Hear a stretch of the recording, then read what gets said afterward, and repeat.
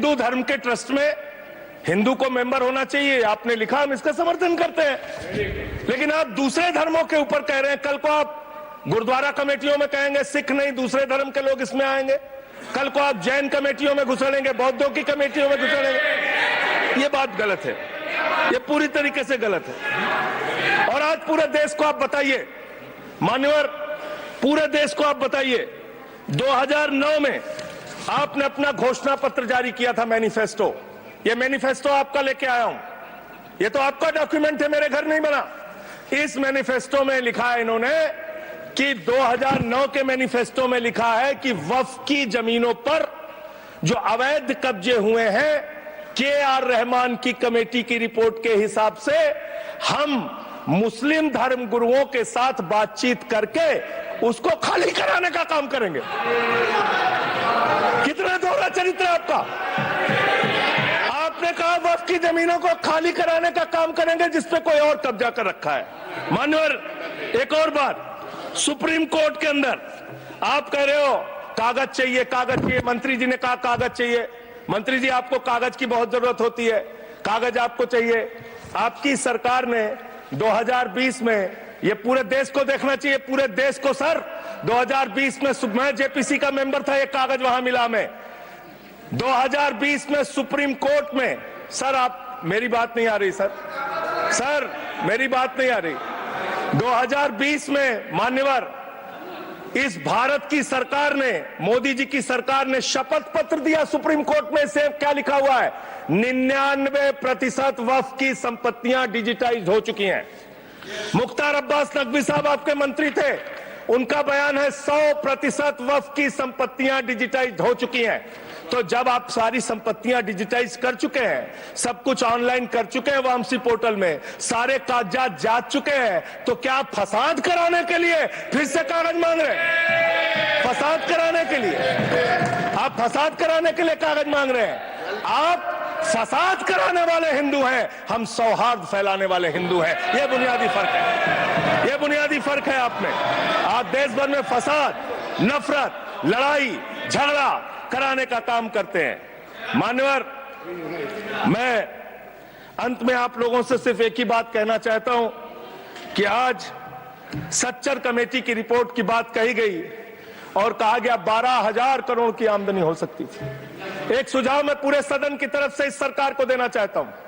12,000 करोड़ की आमदनी की चिंता है वक्फ की, करोड़ों मुसलमानों की चिंता है आपको। एक अपने दोस्त को पकड़ के लाइए, नीरव मोदी को 20,000 करोड़ वसूलिए, 12,000 करोड़ वक्फ को दीजिए, 8,000 करोड़ अपने पास रखिए। 8,000 करोड़ का आपको मुनाफा होगा, 12,000 करोड़ वक्फ को दे दीजिए, करोड़ों मुसलमानों का भला हो जाएगा।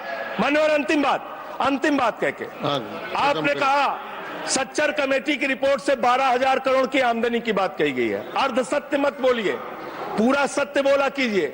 सुविधाजनक सत्य मत बोलिए, पूरा सच बोला कीजिए। मंत्री जी, इसमें लिखा हुआ है सच्चर कमेटी की रिपोर्ट में कि भारत की सरकार ने, राज्यों की सरकार ने अलग अलग राज्यों में अलग अलग जगहों पे 365 वक्फ की संपत्तियां कब्जा कर रखी हैं।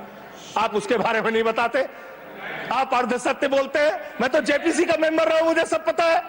तो इसलिए मान्यवर, आप फैला रहे हैं झूठ, ट्रिब्यूनल के फैसले, बस खत्म सर, खत्म। असत्य, सत्य से परे मान्यवर, सत्य से परे मान्यवर।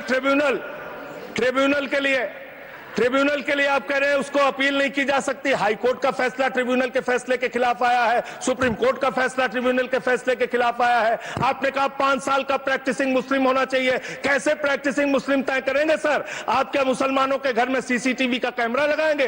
कौन नमाज पढ़ रहा है, कौन नमाज नहीं पढ़ रहा है, कौन मुसलमान है, कौन मुसलमान नहीं है? आपने मान्यवर ऐसे प्रावधान इसमें रखे हैं जो बड़े अजीब हैं, जो अपने आप में ये बताते हैं कि आपकी मंशा सिर्फ देश में झगड़ा कराने की है, नफरत फैलाने की है, फसाद कराने की है। आपकी मंशा कहीं भी मुसलमानों का या किसी वर्ग का भला करने की नहीं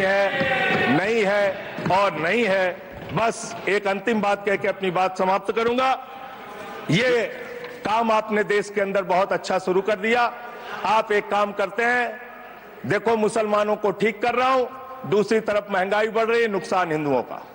94 लाख करोड़ रुपए शेयर बाजार में डूब रहा है, नुकसान हिंदुओं का। 11 लाख बच्चे स्कूलों से बाहर निकल गए, नुकसान हिंदुओं का। तो मुसलमानों का को ठीक करने के नाम पर आप नुकसान देश के करोड़ों हिंदुओं का भी कर रहे हैं। इसलिए ये सब बातें करके देश में आप नफरत फैला के ये सब झगड़े फसाद के काम मत कीजिए।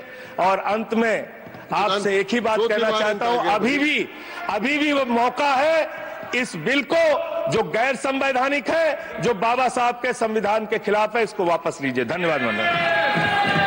श्री संजय सिंह जी को मैं जवाब देना चाहता हूं, सबको जवाब देंगे, लेकिन समस्या ये है, माननीय मंत्री जी को हस्तक्षेप करने का अधिकार है। जब मैं when I reply to everybody, please. मैं सबको जवाब दूंगा। मैं सिर्फ इतना ही कह रहा हूं कि संजय सिंह इतना तर्कहीन बात करते हैं, जवाब देने के लिए जगह भी नहीं है, वो पॉइंटलेस बात करता है, बिल से संबंधित नहीं, इधर उधर का बात करता है। पॉइंट में बात कीजिए, मैं जवाब दूंगा बाद में। श्री येरम वेंकट सुब्बा रेड्डी, श्री येरम वेंकट सुब्बा रेड्डी।